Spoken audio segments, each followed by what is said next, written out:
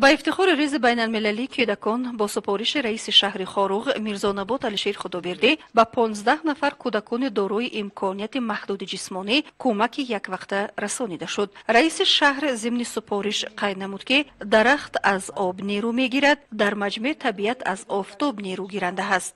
انسان باشد از لطف، از مهربانی بالیده خاطر و نیرومند میگردد. در این روز کمک به کودکان آسیب پذیر اجبار ما هست و این عمل از سیاست انسان دوستانه پیشوای ملت و اینچنین از فرهنگ کهن تاریخ ملت تاجیک سرمنشأ میگیرد. قید نمود رئیس شهر. من دوره خود رو به رئیس شهر تشکیلات لول عمل میرسونم که اما وقت به پیش من نبیره من میبیویند، از اول ما خبر میگیرند، ما را دستگیری میکنند. از او تشکر شما به تشکر برای دستگیری اما وقتا از جانب ایلول احمد و حکومت شهر خاروغ تشکرات خودم بیان میکنم. این کمک به 15 نفر نورسان دارای امکانیت محدود به طریق مواد غذایی رسانیده شد. کارمندان حکومت شهر خاروغ ابراز نمودند که این طفلان بی‌شبهه از چنین کمک ها نه تنها بالیده خاطر میگردند بلکه خود را برای جامعه مهم احساس خواهند نمود.